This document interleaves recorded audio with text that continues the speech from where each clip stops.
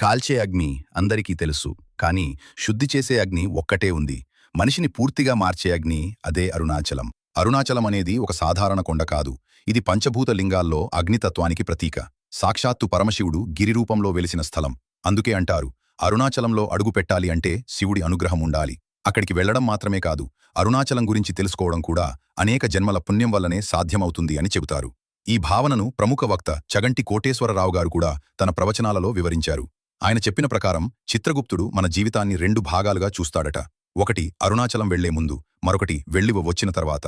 ఇప్పుడు ఈ అరుణాచలం ఎలా ఏర్పడింది అనేది పురాణాల్లో ఎలా ఉందో చూద్దాం. సత్యయుగంలో బ్రహ్మదేవుడు మరియు మహావిష్ణువు మధ్య ఎవరు గొప్పవారు అనే వాదన మొదలైంది.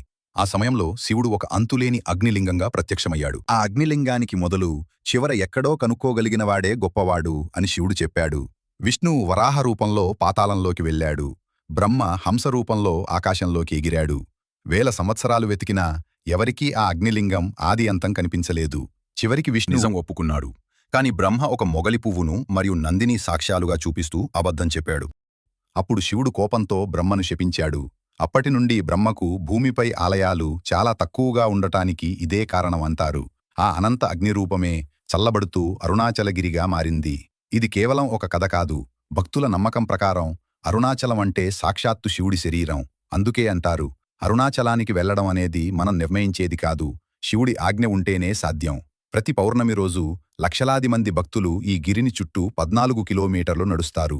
దీనిని గిరి ప్రదక్షిణ లేదా గిరివలం అంటారు. ఇది సాధారణ నడక కాదు. చాలా మంది చెబుతారు, మనం నడవటం కాదు, ఎవరో మనల్ని నడిపిస్తున్నారు అని. ఈ మార్గంలో అష్టదిక్పాలకులకు సంబంధించిన 8 లింగాలు ఉంటాయి. ప్రతి లింగానికి ఒక ప్రత్యేక శక్తి ఉందని నమ్మకం. ఇక ప్రతి సంవత్సరం కార్తీక దీపం సమయంలో కొండపై ఒక మహాజ్యోతి వెలిగిస్తారు. వేల లీటర్ల నెయ్యితో వెలిగే ఈ జ్వాల మైళ్ల దూరం వరకు కనిపిస్తుంది. ఇది శివుడి అసలు అగ్ని స్వరూపానికి గుర్తుగా భావిస్తారు. శాస్త్రవేత్తలు కూడా ఈ ప్రాంతాన్ని పరిశీలించారు. అరుణాచలగిరి రాళ్లు కోట్ల సంవత్సరాల పాతవి అని గుర్తించారు. ఇది భూమిపై అత్యంత పురాతన శిలల్లో ఒకటి. ఇక ఈ గిరిమహిమను ప్రపంచానికి తెలియజేసిన గొప్ప ఋషి రమణ మహర్షి. రమణ మహర్షి గారు చిన్న వయసులోనే ఆత్మసాక్షాత్కారం పొందారు. తర్వాత ఆయన అరుణాచలానికి వచ్చి జీవితాంతం అక్కడే ఉన్నారు.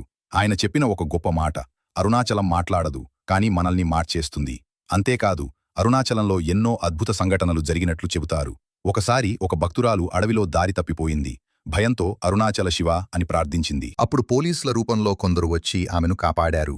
కాని తర్వాత తెలుసుకున్నప్పుడు ఆ పోలీసులే అసలు లేరని తెలిసింది. మరోసారి ఒక మునికి భోజనం దొరకలేదు. అప్పుడే ఒక వృద్ధ దంపతులు వచ్చి అన్నం పెట్టారు. కాని ఉదయం లేచేసరికి అక్కడ వాళ్లు లేరు. కేవలం ఒక గణపతి ఆలయం మాత్రమే ఉంది. ఇలాంటి ఎన్నో కథలు అరుణాచలంలో వినిపిస్తాయి. ఇక్కడ ఉన్న పాతాళలింగంలో రమణ మహర్షి దీర్ఘకాలం ధ్యానం చేశారు. అక్కడి శక్తి చాలా గొప్పదని భావిస్తారు. గిరి ప్రదక్షిణ అంటే కేవలం నడక కాదు, అది ఒక సాధన. ప్రతి అడుగు మన పాపాలను తొలగిస్తుంది. ప్రతి అడుగు మన కోరికలను తీర్చుతుంది. ప్రతి అడుగు మనకు మోక్షానికి దగ్గర చేస్తుంది. అందుకే అంటారు, అరుణాచలం ఒక కొండ కాదు, అది జీవంతమైన దేవుడు. చివరగా ఒక ప్రశ్న, అరుణాచలం నిజంగా శివుడేనా? ఈ ప్రశ్నకు సమాధానం తెలుసుకోవాలంటే ఒకసారి మీరు అక్కడికి వెళ్ళాలి. అప్పుడు మీరే అనుభవిస్తారు, అరుణాచల శివ, అరుణాచల శివ.